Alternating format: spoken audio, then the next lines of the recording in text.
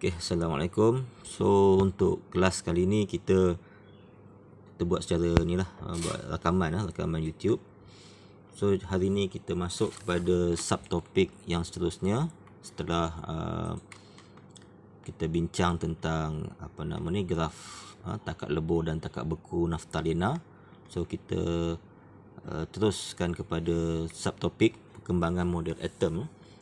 Walau bagaimanapun cikgu dah berikan latihan berkenaan dengan eksperimen ini.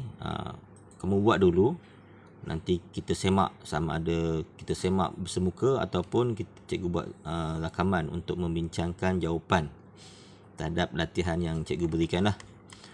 Okay, so cikgu akan lebihkan banyak menggunakan bahasa Melayu walaupun kamu cikgu buat untuk dua-dua kelas sama dengan DLP sekali. Okey, ini berkenaan dengan atom. Atom. Jadi atom ni terdapat zarah subatom. Okey, di dalam atom ada subatom. Dalam matematik kamu tahu kalau sub tu bahagian yang lebih kecil lah, subatom. Okey, rajah menunjukkan zarah subatom yang terdapat dalam atom. Okey, atom tu kamu tahu adalah sekecil-kecil zarah. Walau bagaimanapun, walaupun atom tu yang paling kecil, di dalam atom itu sebenarnya ada lagi zarah-zarah yang kita panggil subatom. Okey, yang terdiri daripada proton, neutron dan elektron. Okey, inilah tiga sub zarah, zarah subatom. Okey, ini dia punya perbandingan dan persamaan antara tiga jenis zarah ni. Okey, kalau proton, proton sekejap. Okey, proton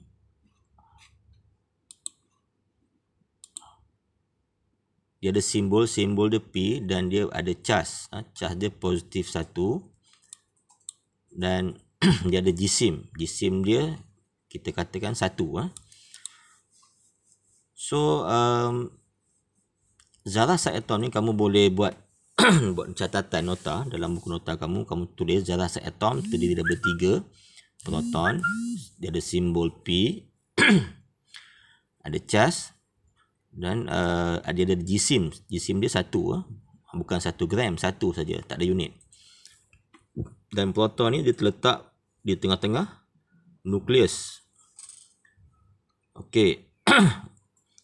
Jadi proton ni salah satu unsur. Jadi proton di dalam nukleus. Di samping itu di dalam nukleus, ini sebenarnya melambangkan nukleus di tengah ni. Okey, yang warna pink ni adalah proton, manakala yang warna biru ni sebenarnya adalah neutron. Okey. Neutron ni ciri-ciri dia ada simbol N dan dia tidak ada charge, dia neutral. Dan dia juga ada jisim, jisim dia 1. Okey, seterusnya zarah subatom seterusnya elektron, dia ada simbol E.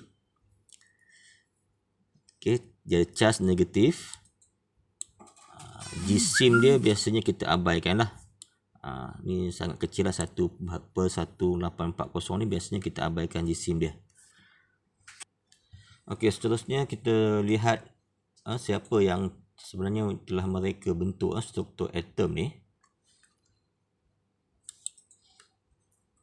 Okey, atom tidak boleh diperhatikan mahupun mikroskop. Okay, jadi kita nak tengok sejarah-sejarah pencipta, saintis yang telah menemukan struktur atom. Okay, ini cikgu go through sahaja, kamu boleh baca yang lebih detail. Yang penting cikgu nak kamu setiap saintis ni kamu kena tahu apakah sumbangan saintis ni lah. Okay, jadi antara orang yang terawal yang membuat teori atom ni adalah John Dalton. Apa John Dalton kata? Dia kata atom ialah jasad yang berbentuk sfera yang paling kecil dan tidak boleh dicipta dan dimusnahkan atau dibahagi lagi. So frasa ini sangat penting. Inilah yang dinyatakan oleh John Dalton. So kamu kena quote, kena take note. Apakah John Dalton ni pun boleh catat dalam buku nota kamu apa yang dicakap. Seterusnya J.J. Thomson. Okay, dia lagi detail. Dikata di dalam atom itu ada charge negatif yang dipanggil elektron. Okay. Manakala atom sebagai sfera yang bercas positif dengan beberapa elektron di dalamnya. Okey, ini yang dijumpai oleh J.J. Thomson. Penemuan utamanya adalah elektron. Okey. Seterusnya Ernest Rutherford. Ernest Rutherford ni dia jumpa di dalam atom tu, dia jumpa nukleus. Dan dalam nukleus ada zarah bercas positif yang kita namakan proton di dalam nukleus. Okay, hampir seluruh jisim atom bertumpu di dalam nukleus. Elektron bergerak di luar nukleus. So inilah sumbangan Ernest Rutherford. Dia telah menjumpai satu zarah cas positif yang dinamakan proton. Okay, ini bentuk. Dalam masa yang sama kamu kena tahu juga ataupun kena catat atau lakarkan bentuk model yang telah ditemui oleh saintis-saintis ni. Okey, ini untuk Rutherford dia jumpa proton. Okey, next makin lama dia telah jumpa saintis telah jumpa makin lebih detail Contohnya Niels Bohr. Okey, dia telah jumpa petala elektron. Okey, petala elektron dalam bahasa Inggeris kita panggil shell. Shell. Bukan kerang, shell tu petala.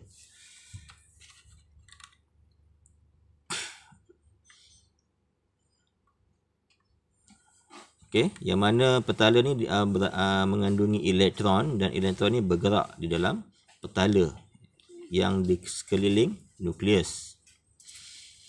Okey, dan yang terakhir adalah James Chadwick. Dia telah menjumpai satu zarah subatom neutron. Okey, jadi saintis-saintis ni telah menjumpai yang utamanya adalah zarah-zarah subatom, proton, neutron dan elektron. Jadi James Chadwick ni telah menjumpa neutron di dalam nukleus. Jadi nukleus ni ada dua utama. Ini pun sebenarnya kamu dah belajar masa lower form kan. Okey. Atom Chadwick. Okey, jadi itu seringkas sejarah dia. Kamu bolehlah buat catatan. Kadang-kadang boleh ditanya dalam peperiksaan juga, terutamanya dalam soalan objektif. Seterusnya kita nak bincangkan struktur atom yang terkini lah ataupun yang moden. Okey. Di sini ada perkataan nombor proton dan nombor nukleon.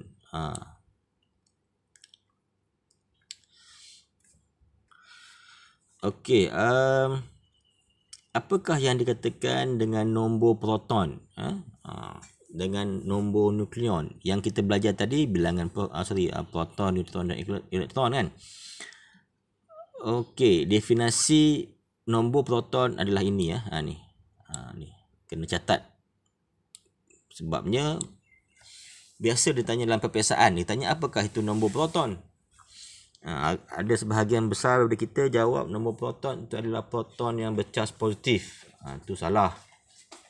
Yang bercas positif itu memanglah proton. Tetapi soalan tanya nombor proton.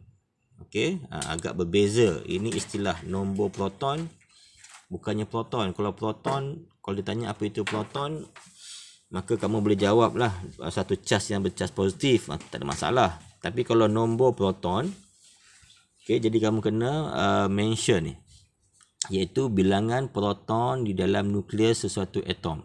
Jawapan dia. Apa itu proton? Bilangan proton dalam nukleus satu atom. Maksudnya oksigen.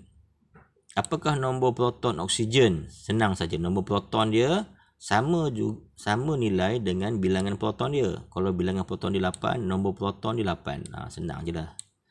Kalau nombor proton klorin 17, bermaksud klorin ada bilangan proton dia 17. Ada 17 biji proton di dalam klorin. So tidak ada masalah besar lah. Sebabnya kaitan dia senang saja. Nombor proton tu kita automatik kita lihat bilangan proton yang ada di dalam sesuatu unsur. Okey. Seterusnya, apakah yang dikatakan nombor nukleon? Apakah yang dikatakan nombor nukleon? Okey, nombor nukleon adalah ni kamu catat dalam nota kamu, iaitu jumlah bilangan proton dan neutron di dalam nukleus sesuatu atom. Nombor nukleon ni adalah apa yang ada dalam nukleus, jisim ataupun bilangan yang ada dalam nukleus. Jadi nukleus tu terdiri daripada proton dan neutron. Jadi nombor nukleon adalah jumlah nombor proton dan bilangan neutron, ataupun bilangan proton dan bilangan neutron. Ini pun nombor nukleon juga. Okey. So kalau kita lihat di sini, definisi nombor nukleon ni macam tak ada beza kan, bilangan proton dengan nombor proton. Okey, cuma perlu diingat kelas, istilah yang ada adalah bilangan proton dan juga nombor proton. Dua-dua ni ada istilah dia. Tetapi untuk neutron yang ada hanyalah bilangan neutron ataupun ialah bilangan neutron lah. Manakala nombor neutron tak ada. Nombor neutron tak ada. Nombor yang ada hanyalah nombor proton dan nombor nukleon. Jadi kalau kamu kata nombor neutron, salah. Kerana istilah yang diguna pakai nombor ni hanya ada dua. Nombor proton dan nombor nukleon. Ataupun dalam bahasa Inggerisnya proton number lah. Proton number. What is proton number? Proton number is number of proton in the nucleus of an atom. Jadi yang di LP kena tengok betul-betul dalam bahasa Inggeris dia. Jadi nucleon number is proton number plus number of neutron, bilangan neutron. Bilangan ni dalam bahasa Inggeris number of lah, number of neutron. Kalau nombor proton, proton number. Kalau bilangan proton, number of proton. Okay, so definisi dia kita boleh pakai dua cara ni lah. Cuma hati-hati, tang neutron tu tak ada neutron number ataupun nombor neutron tak ada. Okay, so kita tengok contoh dia. Sebenarnya tadi konsep tu agak mudah sebenarnya. Form 1, Form 2 juga rasa boleh jawab kan. Tak apa, kita buat contoh ni. Atom aluminium has 13 proton and 14 neutron. Apakah nombor proton dan nombor nukleon? Okey, nombor proton samalah dengan bilangan proton. Bilangan proton 13. Jadi nombor proton dia 13. Manakala nombor nukleon atau nukleon number adalah bilangan proton campur bilangan neutron. Okey, dapat 27. Mudah saja. Benda ni budak form 1 boleh buat ni. Tambah-tambah aja. Okey. Jadi kat sini yang penting adalah nombor proton, nombor nukleon. Okey, cuba kamu buat contoh yang kedua ni. Contoh 2. Cikgu rasa contoh 2 ni cikgu tak apalah, cikgu go through saja. Nombor nukleon atom kalium ialah 39. Nombor nukleon. Okey, sebelum cikgu lupa, nombor nukleon ni sebenarnya juga dikenali juga sebagai nombor jisim. Nombor nukleon ni boleh dikenali sebagai nombor jisim ataupun atomic mass. Atomic mass, nombor jisim, nombor nukleon. Kerana nukleon ni dia mewakili jisim sesuatu atom. Sebab semua jisim tertumpu pada nukleus, iaitu terdiri daripada proton dan neutron. Yang mana proton dan neutron ni ada berat, manakala elektron tu tak ada berat. Jadi bermaksud semua jisim tertumpu kepada nukleus sesuatu atom. Okey, nombor nukleon 39. Atom kalium mempunyai 19 proton. Berapakah bilangan elektron dan neutron? Okey. Okey, ditanya bilangan elektron. Di sini kita akan belajar satu fakta yang baru, bahawa bilangan elektron bagi sesuatu atom dia mesti sama juga dengan bilangan proton. Itu ciri-ciri yang eksklusif bagi atom. Bilangan elektron dia mesti sama banyak dengan bilangan proton. Wajib sama untuk atom. Yang ini cikgu cakap untuk atom. Sebab apa? Atom walaupun dia neutral, dia ada negatif, dia ada positif, tetapi keseluruhan atom dia mesti neutral. Bila mana neutral, itu sebab bilangan proton yang bercas positif mesti sama banyak dengan bilangan elektron yang bercas negatif. Barulah atom itu neutral. Bila mana atom, jika berlaku elektron tidak sama kepada proton, dia dah tak jadi atom, dia jadi lain, dia jadi ion. Kalau elektron, bilangan elektron dah tak sama dengan bilangan proton, dia akan jadi zarah yang lain yang kita kenali sebagai ion. Tapi kalau kita katakan atom, dia mesti sama. Elektron dan proton mesti sama. 19. Okey. Okey, 19 jawapan dia lah. Bilangan neutron, ni kamu tahulah, nukleon tolak proton dapatlah 20. Di sini dia mention kalau buku yang lama dia tak cakap benda ni contohnya kat sini jadual menunjukkan bilangan proton, neutron dan elektron apabila atom klorin menerima elektron untuk membentuk ion klorida. Okey, seingat cikgu, seperasan cikgu, kamu sebenarnya dah belajar pembentukan atom ion ni masa lower form lah, kalau tak silap. Kalau tak ingat pun kita ulang balik kat sini lah. Okey, contohnya sini apa ni? Kat sini.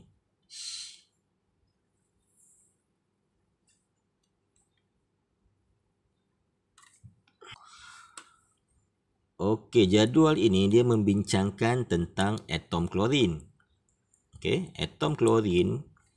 Jadi kalau kamu mungkin dah biasa tengok jadual berkala ataupun periodic table, kalau kamu tengok periodic table, kamu akan dapati maklumat-maklumat ini pada atom klorin, iaitu proton number dia 17, neutron number 18. Okay, if the atom chlorine has 17 protons, mean it also must have 17 elektron. Okay, ini yang berlaku pada atom chlorine. Okay, oleh bagaimanapun, unsur-unsur dalam jadual berkala ni, ada sebahagian unsur dia cenderung untuk membentuk ion. Ada unsur yang cenderung membentuk ion, bukan semua, sebahagian besar lah boleh cenderung membentuk ion. Jadi unsur ni dia boleh membentuk ion. Ada yang membentuk ion positif, ada yang membentuk ion negatif. Itu kalau nak cerita panjang juga, tapi kita fokus kepada ion klorida ni. Kita tengok 17. 17. Cikgu mungkin akan cerita lebih detail, tapi kita sekarang ni fokus kepada ini sahaja. Yang mana elektron klorin ni bila mana jadi cerita balik, unsur-unsur ni dia boleh cenderung menjadi ion positif ataupun ion negatif. Apa yang unsur tu buat adalah mereka ini sama ada menerima atau membebaskan elektron. Itulah yang berlaku bila menjadi ion. Manakala kalau merujuk kepada atom klorin ni, dia sebenarnya apa yang berlaku ni? Nampak? Atom klorin ni telah, apa yang kamu nampak? Bertambah bilangan elektron. Ini bermaksud atom klorin ini telah berlaku proses menerima elektron. Bila tambah 1 dia jadi 18. Bila tambah elektron bermaksud atom ini akan terlebih. Nampak ni. Elektron 18 manakala proton 17. Tidak berbeza dari segi keseimbangan cas. Yang mana cas negatif lebih satu daripada proton. Jadi apa yang berlaku adalah atom klorin ini telah bertukar menjadi ion klorida. Nampak ion klorida. Dia ada cas negatif. Okey. Okey, cikgu rasa benda ni baru untuk buku teks kamu. Dia nak saja nak tunjuk beza antara atom klorin dan ion klorida.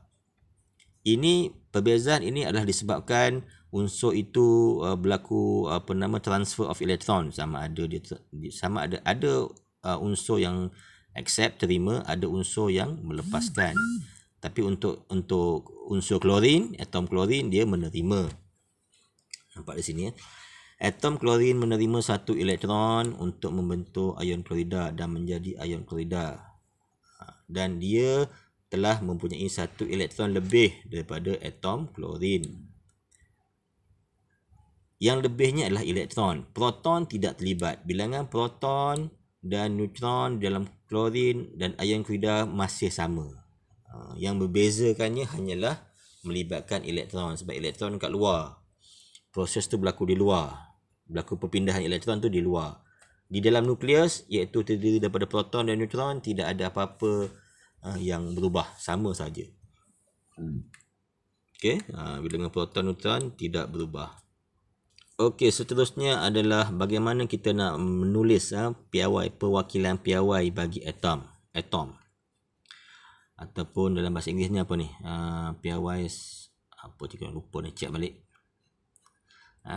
Atom boleh diwakili dengan menggunakan cara kita nak menulis lah, seperti dalam rajah. Contohnya klorin tadi, simbol X ni simbol apa yang kita nak tulis lah. Manakala A ni mewakili nucleon number, Z adalah proton number. Okay, nombor nukleon kalau kamu tengok dalam jadual berkala, kamu boleh ambil nilai kadang-kadang tulis atomic mass pun boleh, atomic mass. Okey. Jadi perwakilan piawai ni, cikgu rasa kalau kamu tengok periodic table dia terbalik. Terbalik. Kedudukan ni terbalik dalam periodic table. Sebab periodic table tu bukan perwakilan piawai. Perwakilan piawai ni kamu tulis seperti ini. Kalau tak silap cikgu lah. Cuba tengok balik jadual berkala, dia terbalik dua ni. Okey, apakah maklumat yang anda dapat 12 6 karbon ni? Okey. Senanglah kamu boleh tahu kan. Tak ada apa-apa ni, boleh baca balik. Okey, kita dah sampai penghujung topik ini, iaitu yang terakhir adalah berkenaan bagaimana kita nak menulis susunan elektron, struktur atom dan susunan elektron. Elektron sesuatu atom akan mengorbit nukleus pada petala masing-masing. Elektron akan memenuhi petala yang terdekat dengan nukleus terdahulu. Apabila petala yang terdekat dengan nukleus telah penuh, elektron akan diisi ke dalam petala yang berikutnya. Bilangan maksimum elektron dalam 3 petala pertama bagi unsur-unsur dengan nombor proton 1 hingga 20 ditunjukkan pada rajah 2.12. Okey kelas, di sini kita nak belajar bagaimana nak menyusun susunan elektron. Kita anggapkan contohnya ini, yang mana nukleus. Sekarang kita nak susun ke elektron. Petala. Kita anggap petala ni kita diwakili oleh bulat-bulat seperti ini saja. Yang mana setiap petala ini akan diisi oleh elektron yang tertentu. Dia ada kota dia. Setiap petala ni dia ada kota bilangan maksimum elektron yang boleh diisi. Yang mana bilangan petala yang pertama ataupun the first shell, the maximum that occupied electron maximum is 2 only. Next, the maximum is 8. Third shell is 8. Ini yang bilangan yang maksimum. Dan yang mana law ini peraturan ini hanyalah valid hanya untuk ni sahaja, 1 hingga 20 proton sahaja. Kalau lebih, dia ada law yang lain sikit. Tak boleh pakai law yang kita belajar 288 ni. Okey, inilah syarat dia. Bukanlah bermaksud kita kena lengkapkan 288. Bergantung kepada apakah bilangan proton yang kita ada. Okey, contohnya kita ambil contoh aluminium 13. Soalan tanya, tuliskan susunan elektron aluminium. Jadi kita tengok aluminium, tengok periodic table, dia ada 13 proton. Okey. Jadi bermaksud dia ada 13 elektron. Okey, dalam periodic table dia tidak akan menyatakan bilangan elektron, dia akan hanya menyatakan bilangan proton, tapi kita dah tahu bahawa bilangan proton mesti sama banyak dengan bilangan elektron. Okey, jadi kita terus ambil direct nombor bilangan proton, iaitu 13. Okey, jadi bagaimana kita nak susun? Ini cara dia, iaitu dengan cara kamu tulis 2, maksimum yang pertama 2, titik. Mesti titik, jangan buat simbol yang lain. Kemudian maksimum yang kedua 8. Jadi dah ada berapa? 10. Dia ada 13. Jadi balance dia kita letak pada petala yang ketiga. Nampak?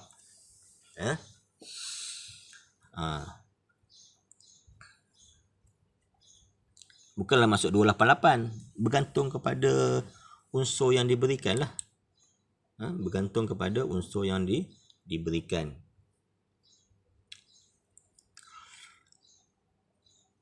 Kalau ada 13, kita letaklah balance dia 3. Okey, 3 ini kita panggil valence elektron ataupun elektron valence. Elektron valence, apa dia elektron valence adalah petala terluar yang diisi dengan elektron. Petala terluar, ini petala ketiga ni petala terluar lah. Juga dikenali sebagai petala valence ataupun valence shell. Manakala elektron yang ada dalam tu, petala valence, dikenali sebagai valence elektron ataupun elektron valence. Jadi di sini ada dua istilah. Sama ada valence shell ni the outermost shell lah. Ataupun electron that occupy in the outermost shell, kita panggil valence electron.